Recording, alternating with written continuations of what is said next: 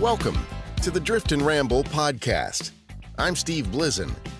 Each episode will explore true stories and American legends. From the pages of history and a few stories handed down over the years, we'll look at the people, places, and events that helped shape a nation. Stories of survival, notable frontiermen and women, explorers who struck it rich, and the outlaws that stole it from them. There'll be studies of saloon girls, swindlers, banditry, and bad men, profiles of lawmen and American Indians, and the good and evil that existed between them. We'll amble through the past, we'll delve into the folklore of the times, and maybe even uncover a ghost story or two. So, saddle up, or settle in, for the Drift and Ramble podcast. This is episode 30. Today's episode is a bit of a departure from the usual Drift and Ramble. We're going to cover some weird Wild West facts for you hardcore history nuts. These trivial tidbits might help you keep things in perspective when you think about how life really was in the days of the Old West. And I can't think of a better place to start than in the saloon. Hollywood may have us believe that whiskey in the Old West was a staple of Western living. And while there certainly was booze, it wasn't always good. You can tell something about the quality simply by the names they called it.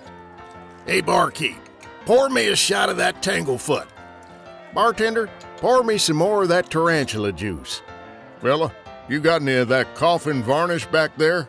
And of course, there was good old Red Eye.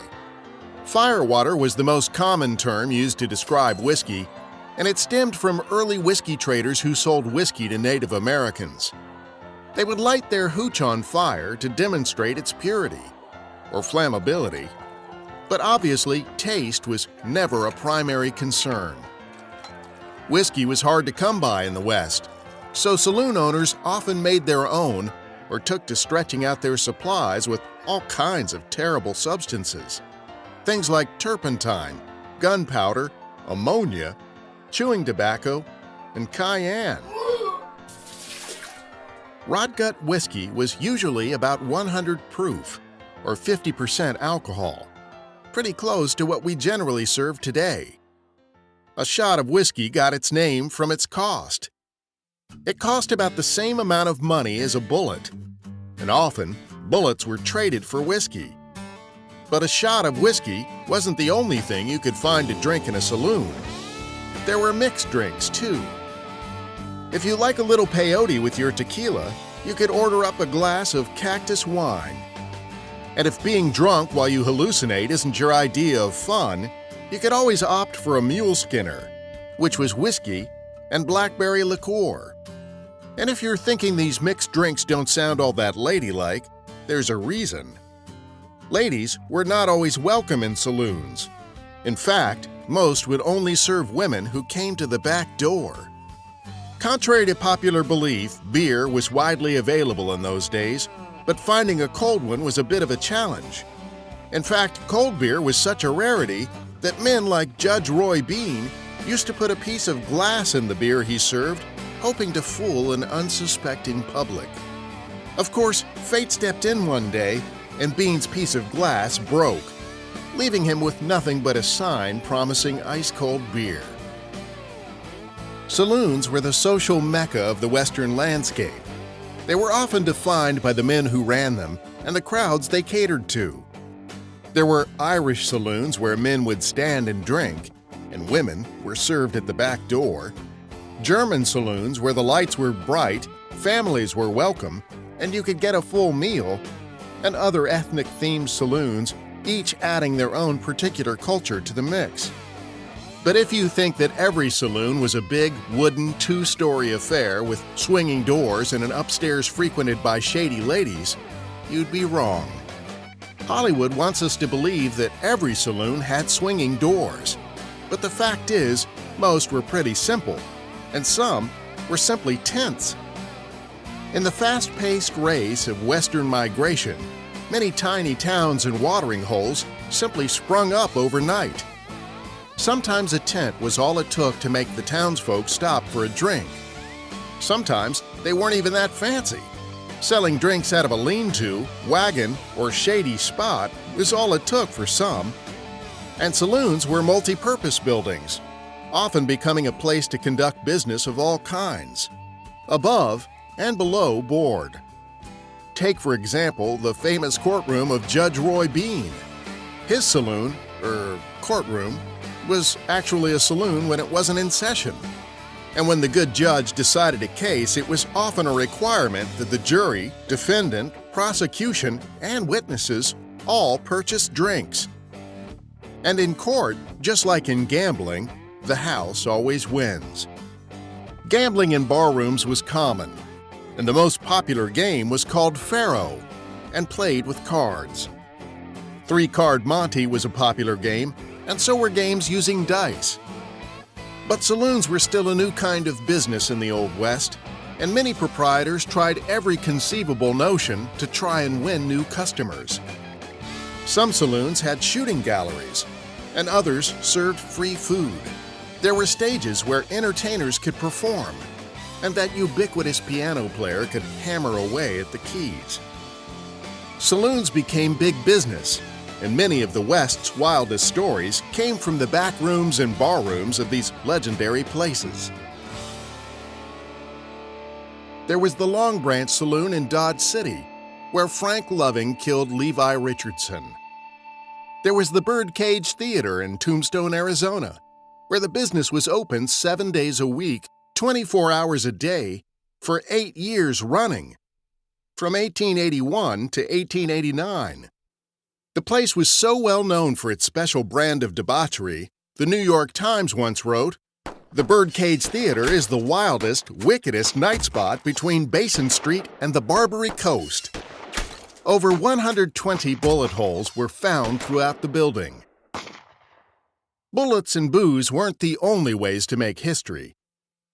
In Abilene, Kansas, saloon owner Phil Coe made headlines and a few enemies when he painted the image of a large bull, complete with an erect penis, on the side of his saloon called the Bull's Head. This caused Town Marshal Wild Bill Hickok to threaten to burn the place down if Coe didn't paint over the sign. But when Coe hired others to do the task for him, Hickok became enraged, and the two became mortal enemies. Hickok eventually killed Coe in a gunfight. Aside from infamous saloons like the Jersey Lily in Langtree, Texas, were the infamous owners, like the aforementioned Judge Roy Bean. Bean's wacky antics were so well documented that people traveled to Langtree just to buy a drink from the cantankerous old judge. Famous lawman Wyatt Earp was another saloon owner whose exploits were legendary. Sure, he may be best remembered today for the gunfight at the OK Corral, but during his lifetime, Earp was known as a fight promoter and a saloon owner who had saloons in Tombstone, Arizona, San Diego, California, and in Eagle City, Idaho, where he opened a saloon in a circus tent. He named it the White Elephant and advertised the saloon with the slogan, "Come and see the elephant." He also owned a saloon in Alaska called the Dexter, and another one in Tonopah, California, called the Northern Saloon. A few of these crazy saloons managed to survive well into the 20th century, and some are still in operation today. During our trip to Virginia City, Nevada, we stopped at the infamous Bucket of Blood Saloon, and each had a whiskey. The Bucket of Blood has been around since 1875 and is just one of a number of historic saloons in that region. You know what? All of this is making me kind of thirsty. Maybe we should jump on a stage and head out to the nearest saloon. You know why they were called stagecoaches? Oh no, this feels like there's going to be a lecture on stagecoaches. Lecture? Is that what this feels like? I thought I was just providing information. Well, go ahead then. Tell me how stagecoaches got their name. They were coaches that traveled in stages. Each point of the journey was a stage. Yeah! Coaches had been around for centuries by the time folks were moving out west. In fact, plans have been found in England that date back to the 14th century. These early horse-drawn carts got progressively fancier as time went on, But it wasn't until the early 1800s when the golden age of the horse-drawn coach came about. Between 1800 and 1830, these coaches saw major improvements to design. Things like braking systems, improved wheel systems, and leaf springs for each wheel, combined with macadam-paved roads, made travel by coach a rather pleasant experience. And speeds increased from 6 to 8 miles an hour. Most of this innovation was taking place overseas, and it was there where the term stagecoach was first coined. Soon there was a tremendous industry evolving around stagecoaches, and everyone saw ways to cash in on the business. Taxes were levied against coach operators. Mail routes were established, and road construction became a priority for every town and country. Inns sprung up along the stage routes, and porters helped travelers load their luggage onto the coach. In 1815, Englishman Joseph Ballard described the stagecoach industry like this. The stage fare from Manchester to Liverpool, distance 40 miles, is only 6 shillings. This is caused by the strong opposition, as there are 8 to 10 coaches continually running between those places. Besides the fare in the coach, you have to pay the coachman 1 shilling per stage of about 30 miles, and the same to the guard whose business it is to take care of the luggage. Should the passenger refuse to pay the accustomed tribute, he would inevitably be insulted. You must also pay at the inns, the chambermaid 6p a night, the boots, the person who cleans them, 2p a day, and the head waiter 1 shilling a day.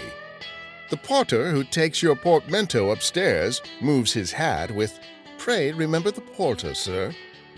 The beds at the inns are surprisingly neat and clean. In many of the inns in a large town, the chambermaids furnish the chambers and depend upon their fees for remuneration. The stagecoaches are convenient and easy.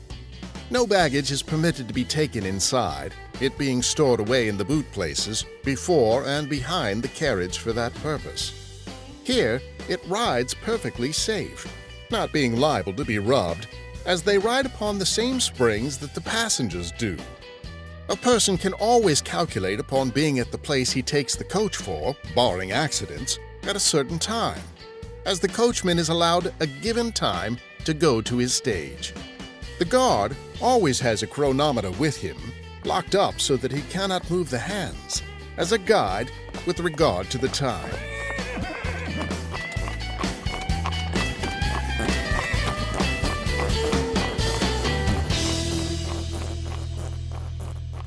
Here in America, the Abbott Downing Company of New Hampshire produced the first Concord stagecoach, which was built in 1827.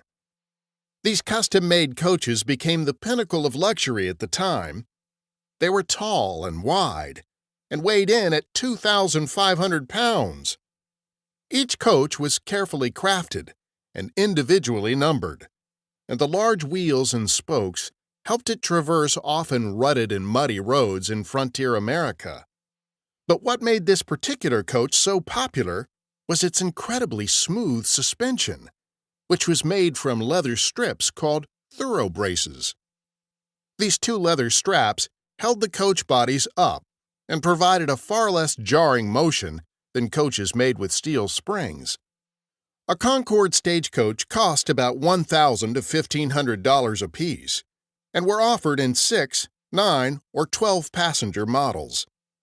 The Wells Fargo Company soon became Abbott Downing's best customer. So when you look at that iconic Wells Fargo stagecoach, you're looking at a Concord coach. Of course, Wells Fargo weren't the only customers of Abbott Downing. Hotels, railroads, and other stage line operators all sought to purchase these state-of-the-art overland carriages. In his book, Roughing It, Mark Twain describes his experience in a stagecoach this way. Our coach was a great swinging and swaying stage of the most sumptuous description, an imposing cradle on wheels. It was drawn by 6 handsome horses, and by the side of the driver sat the conductor, the legitimate captain of the craft. for it was his business to take charge and take care of the mails, baggage, express matter, and passengers. We sat on the back seat inside. About all the rest of the coach was full of mail bags, for we had 3 days delayed mail with us. We changed horses about every 10 miles all day long and fairly flew over the hard, level road. Twain also describes what happened when the leather thoroughbrace broke during his trek out west. But even though mechanical failures were inevitable, stagecoaches proved to be extremely reliable transportation through the frontier wilderness of America.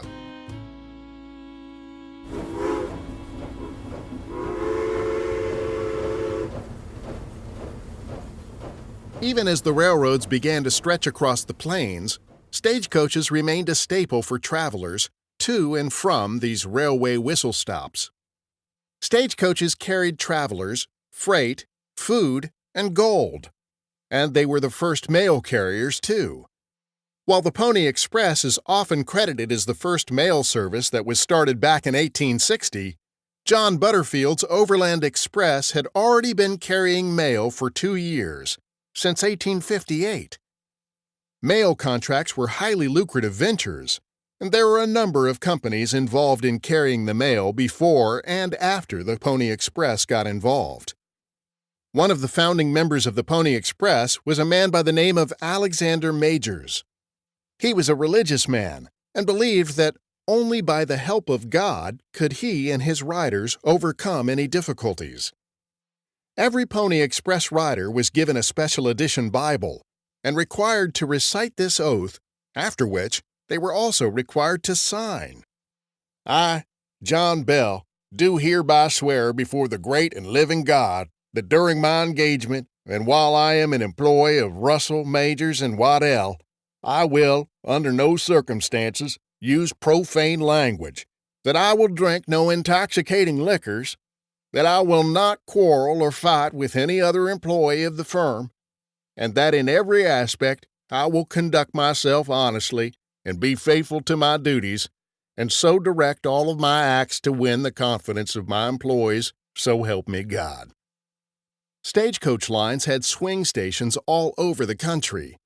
Depending on the route, drivers would only stop at a swing station for 10 minutes to change mules or horses or let the passengers stretch.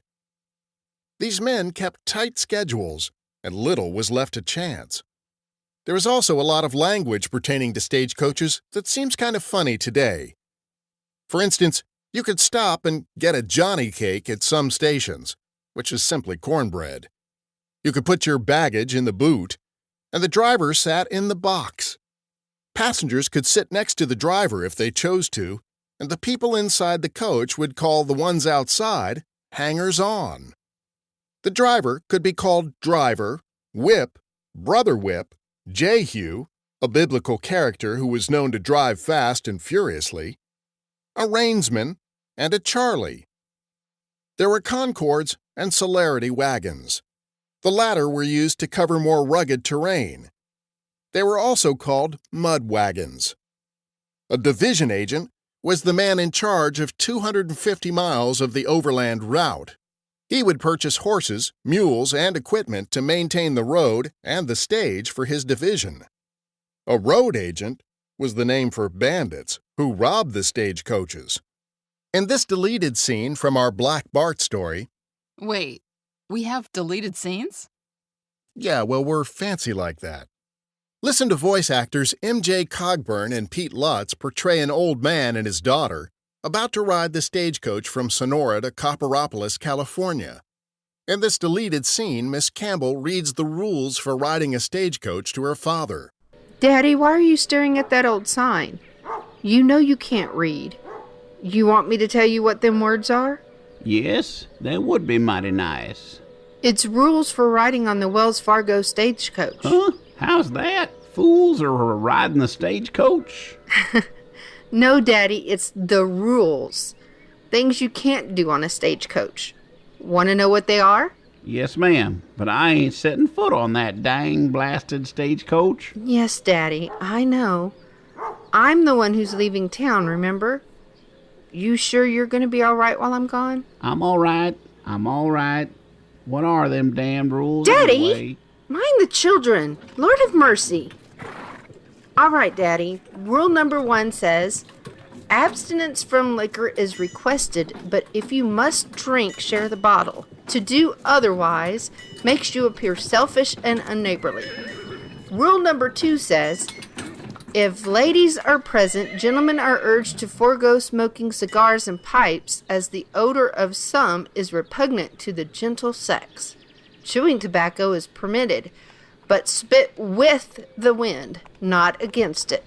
Well, them ain't rules. That's just good horse sense. Wells and Fargo act like they invented the damn wheel, I tell you. Do you want to hear more of these rules, Daddy? Yes, please. Go on. All right, Daddy. Rule number 3 says, gentlemen must refrain from the use of rough language in the presence of ladies and children. Rule number 4 says, buffalo robes are provided for your comfort during cold weather. Hogging robes will not be tolerated, and the offender will be made to ride with the driver. Well, the rule number 5 seems like it was made for you, Daddy. Listen to this one. Don't snore loudly while sleeping or use your fellow passenger's shoulder for a pillow.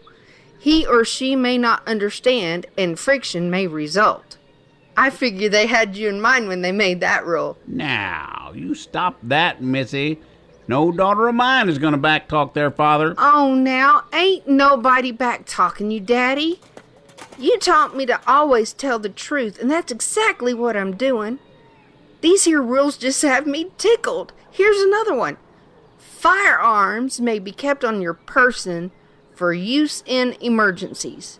Do not fire them for pleasure or shoot at wild animals, as the sound riles the horses. Will they stop the stagecoach so you can get out to shoot a bit? I reckon that's just what that means, Daddy.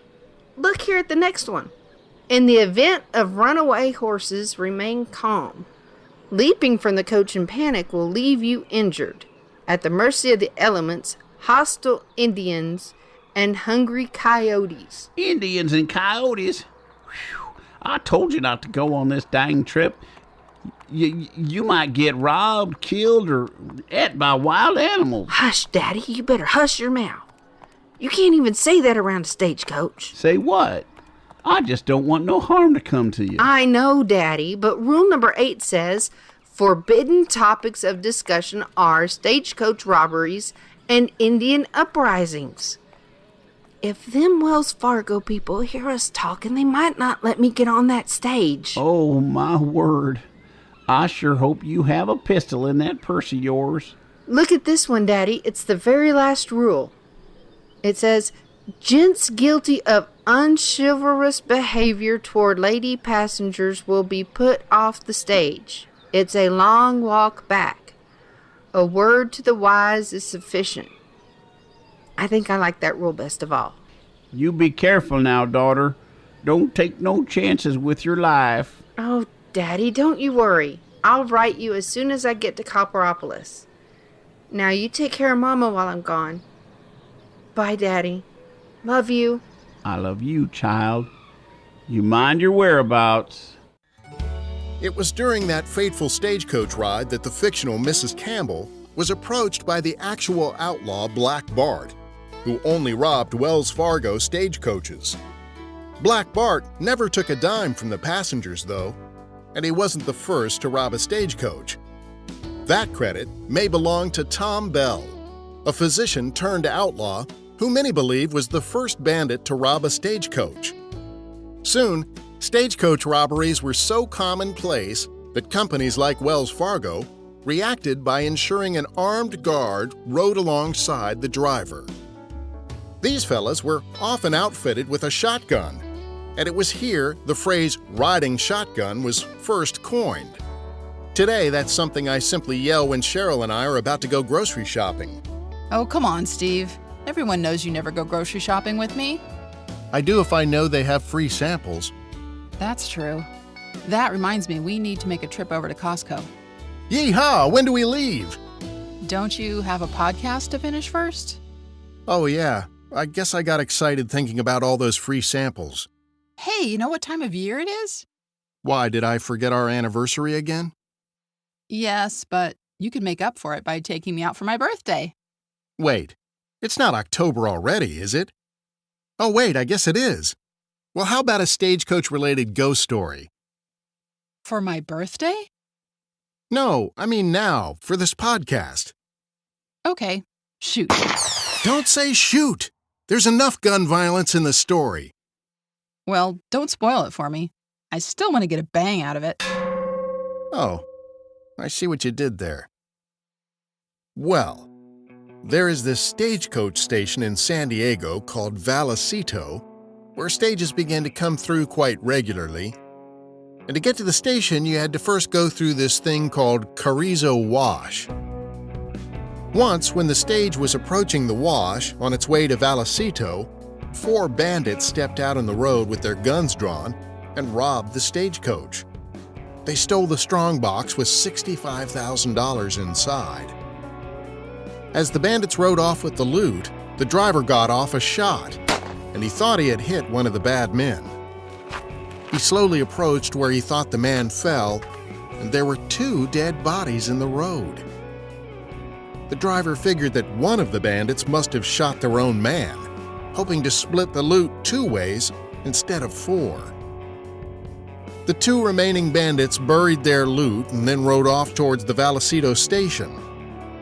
Once inside, the 2 began to drink and argue. One man excused himself eventually and promised to return to finish the argument. He went outside, got on his horse, and grabbed his gun. When he burst through the door of the station on his great white horse, he shot the other bandit who had only moments before been his partner in crime. But as the man who took the bullet fell to the floor, he drew his own pistol and shot the first bandit off his horse. Spooked by the gunfire, the horse shook its rider off and ran back out the door and out into the countryside and disappeared. The ghost of that large white horse is still said to be roaming those hills. About midnight each night, the white horse appears out of nowhere and frequents the area where the money was buried. People say they've seen or heard the horse galloping through the sand, but when they go to investigate, there's never anything there. And that's not the only ghostly apparition seen at Vallecito Station. There's a story of 2 Texas immigrants who shot each other in a duel in the area sometime around the 1860s.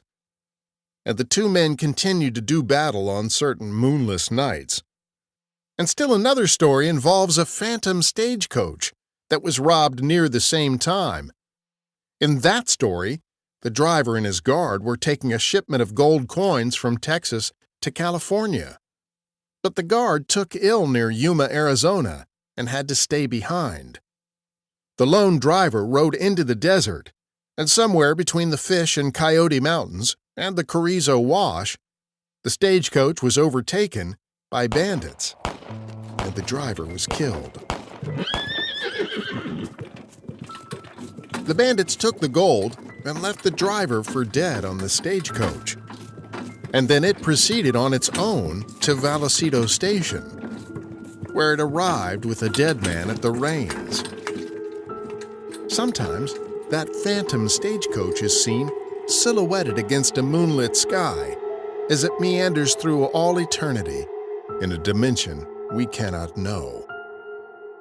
People claim they have found tracks of wagon wheels and hoof prints after every reported sighting, but the tracks disappear soon after the break of dawn. Ooh, that's creepy. I just looked that place up, and they have campsites. We should stay there. Wait, you just began that statement with, "Ooh, that's creepy," and ended it with, "We should stay there."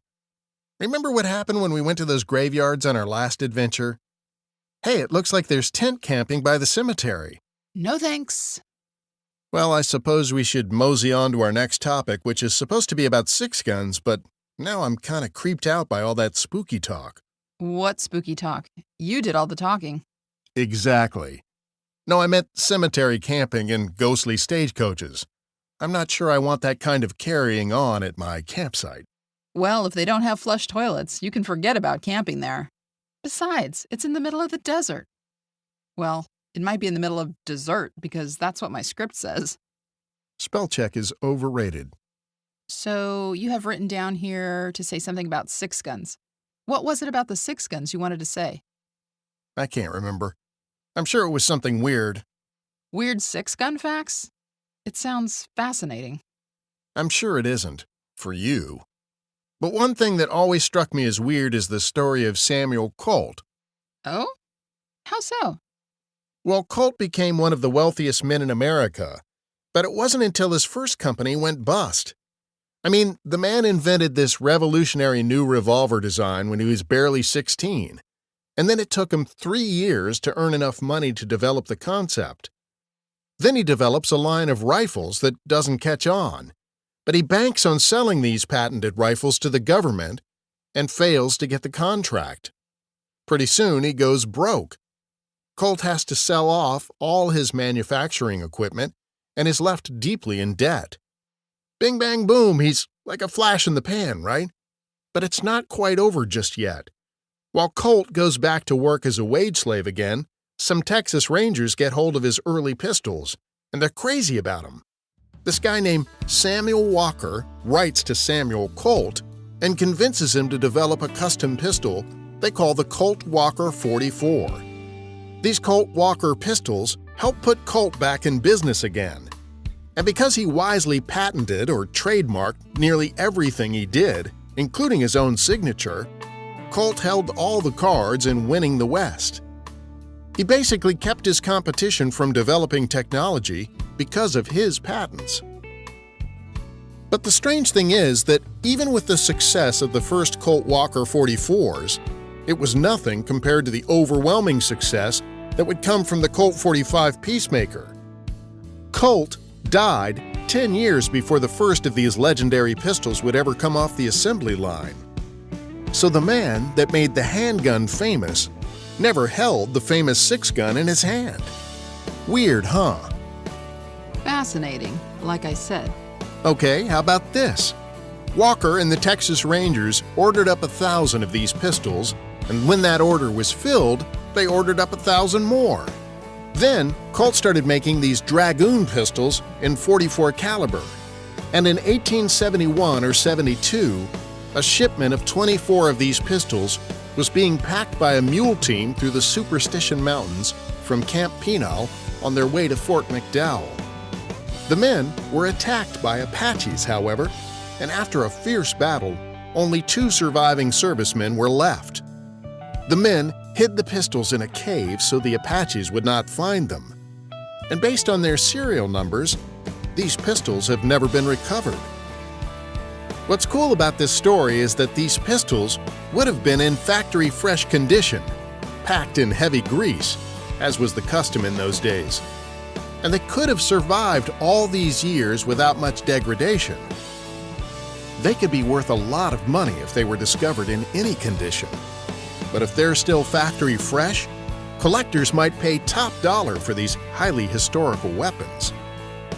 Of course, they're located in the Superstition Mountains, which is also the site of the legendary Lost Dutchman mine.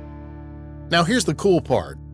I've been talking to Austin Beach from Audioblivious Productions, and he told me the whole crew is going out to Arizona. They're going to attend a friend's wedding near Phoenix, but since they'll be there a couple of days, and they're only an hour away from the Superstition Mountains, I think the guys are going to do some kind of exploring and kind of a call-in thing with me as they search for the Lost Dutchman mine. Really? Wow, that sounds pretty fun. So they're going to search for the treasure, and what are you going to do? I'll do what I always do. I'll research the legend and tell the whole story while the guys give me updates on their progress with the search. It might be fun. We've never tried anything like that before, so I'm pretty excited. Wow, the Superstition Mountains. That just sounds like a spooky place. Yeah, I'm sure it's like Iceland or Greenland or someplace where the name is meant to keep you away. I mean, there is a lost gold mine there, And those 24 mint condition Colt Dragoon pistols. I don't know. Are you superstitious? I got a pretty good feeling about this next show. Sounds awesome sauce. Well, I guess that wraps up the show, huh? Until we meet again, I'm Steve Blizzin. And I'm Cheryl Blizzin.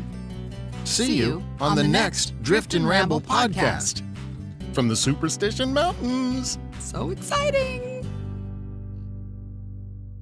If you like suspense, monsters, and conspiracies, here's a Fate Crafters show you've got to check out. It's called Lake Clarity, and it's amazing. 5 teens head up to Camp Clarity to celebrate their last summer together, but they unknowingly unleash an old evil that has been dormant beneath the lake. Join Sam as she delves headfirst into an old feud and a large conspiracy. Find them on iTunes, YouTube, or your favorite podcatcher, and visit their website at lakeclarity.com.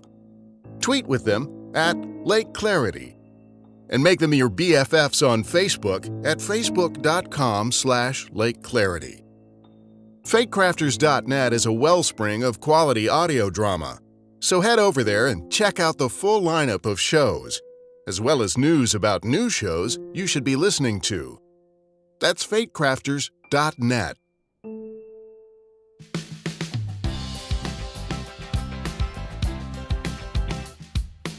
The Drift and Ramble podcast is a Clear Voice Media production, hosted and produced by Steve Blizzin, with segment research and voice acting by Cheryl Blizzin. Additional contributions and content have been made possible by support from individuals dedicated to the art and science of storytelling and exploring the still fertile promise of the American West.